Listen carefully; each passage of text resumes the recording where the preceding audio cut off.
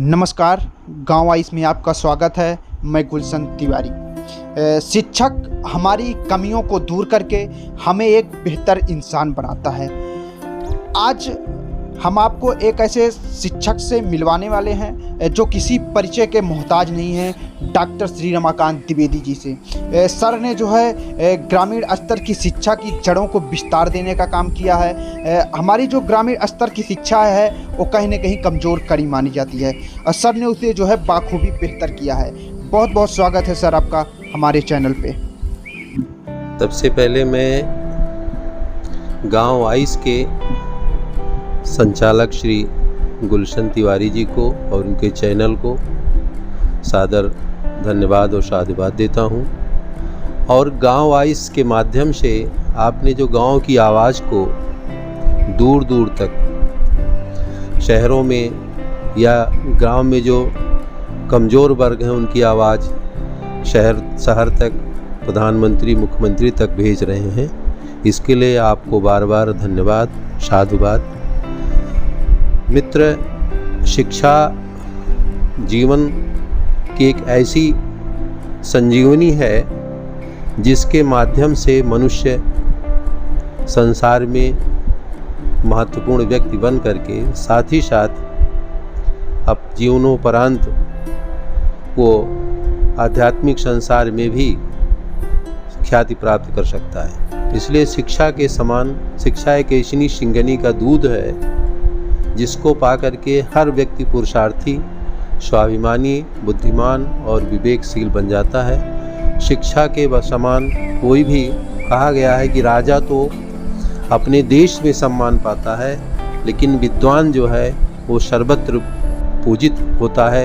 ये हमारे यहाँ हमारे महापुरुषों की कहावतें हैं। महोदय, हम जानना चाहते हैं कि आपने जो है ग्रामीण स्तर की शिक्षा की जड़ों को विस्तार देने का काम किया है। क्या कारण रहा कि आपने जो है गांव में शिक्षा का जो है एक अलग माहौल बनाया और जो आप आसपास के नहीं बल्कि बहुत दूर दूर के जो है विद्यार्थी विद्यालय में आते हैं?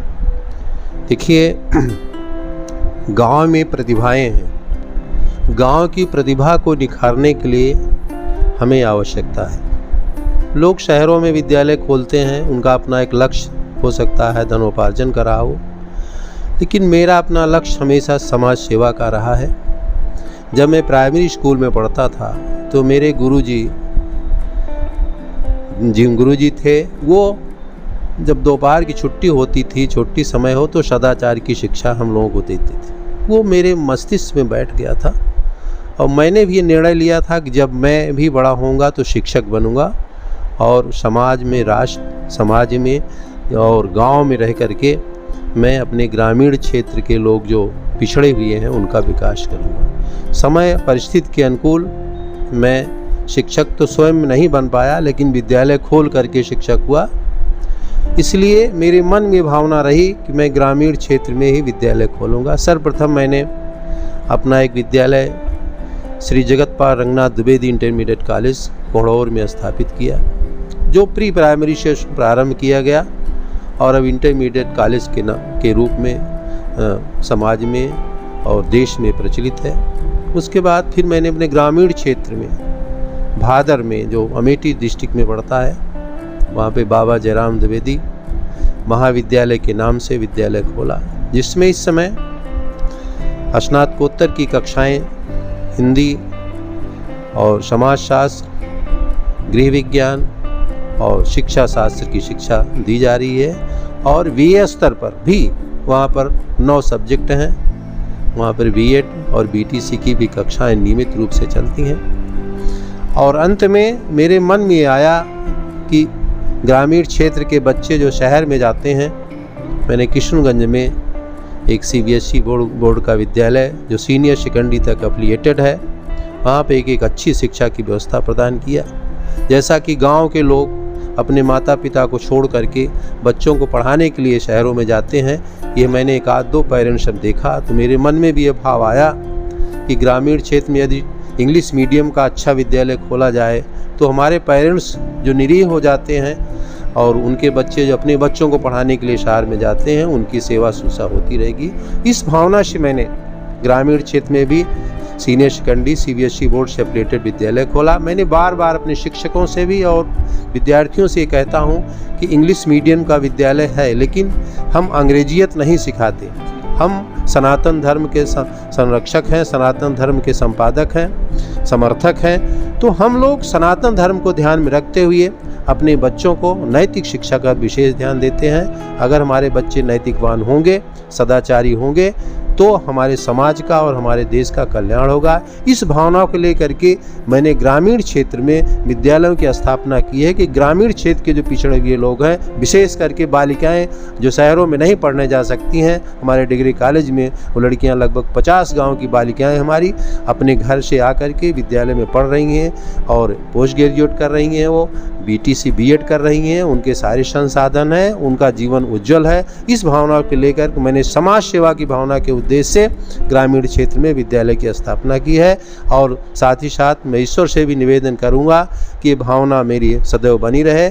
मैं इस भावना को लेकर के ग्रामीण क्षेत्र में विद्यालय स्थापित किया। महोदय, आपने जो बताया कि ग्रामीण स्तर के लोग जो है शहरों में शिक्षा लेने जाते थे, लेकिन आपका जो विद्यालय है, आपके जो विद्यालय के छात्र हैं, उन्होंने बल्कि यूपी में ही नहीं बल्कि पूरे भारत में अपनी सेवा जो है बड़े बड़े पदों पर जो है दे रहे हैं। तो वो जो शहर के छात्र थे उनको जो है पछाड़ते हुए आगे निकले हैं और इस देश के लिए और इस राज्य के लिए और इस जिले के लिए अपनी सेवा दे रहे हैं। इसके लिए मैं ईश्वर का आभारी हूँ कि मेरे द्वारा शिक्षा दी हुए मेरे आदर्श विद्यार्थी जो आज IAS हैं, PCS भी कई लड़के हो गए हैं और अच्छे लड़के हमारे इंजीनियर और डॉक्टर बन करके, कुछ बच्चे तो हमारे हाई कोर्ट में इतने अच्छे वकील हो गए हैं कि उनकी वाणी और उनकी जो है तकनीक को सुन करके मुझे बड़ा आनंद आता है। मैं अपने को गौरवान्वित समझता हूँ।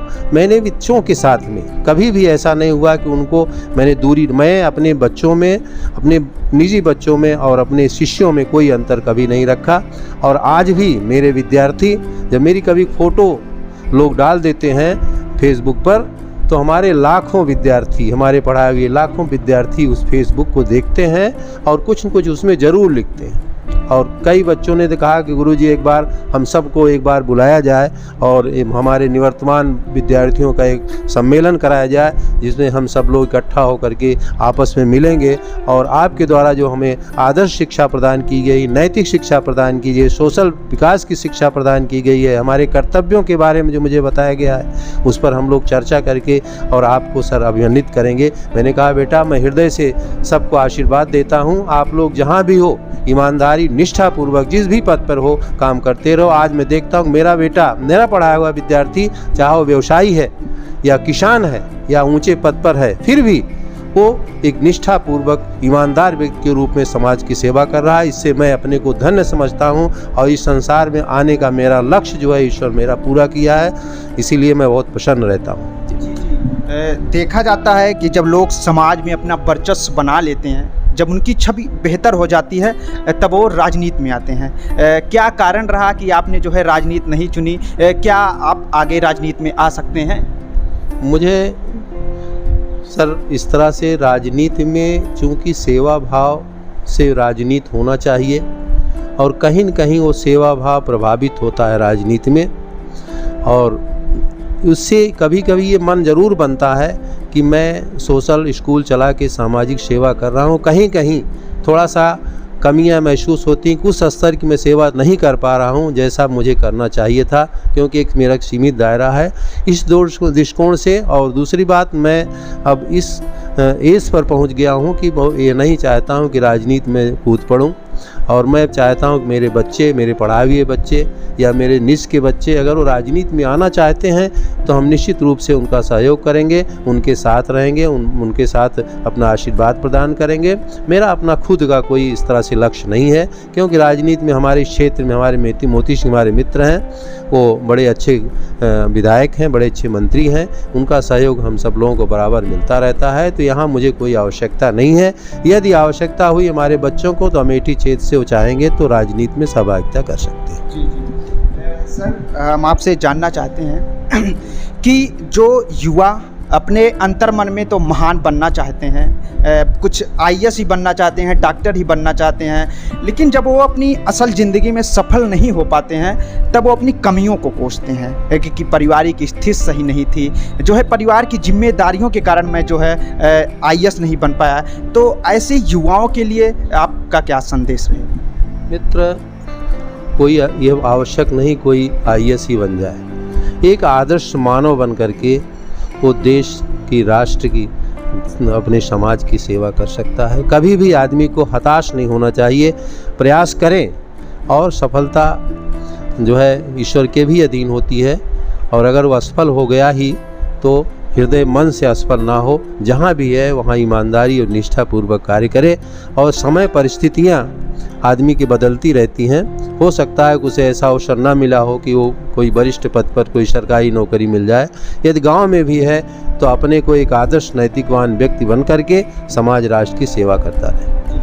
बहुत बहुत धन्यवाद सर, आपने अपना कीमती समय निकाला और हमसे बात करने के लिए आपका बहुत बहुत धन्यवाद। Thank you sir, thank you भाई। मैं आपको बार बार धन्यवाद करता हूँ, गाँव वाइस को, और मैं क्षेत्र और समाज के लोगों से, राष्ट्र के लोगों से भी ये आग्रह करता हूँ कि नया चैनल है, इसको आप सब लोग ज़्यादा से ज़्यादा सब्सक्राइब करें और इस चैनल को सहयोग देते रहें। इन्हीं शब्दों के साथ मैं इस चैनल के संपादक और डायरेक्टर को बार बार धन्यवाद करता हूँ, अपना शुभ आशीर्वाद देता हूँ। जय हिंद, जय भारत। बहुत बहुत धन्यवाद सर।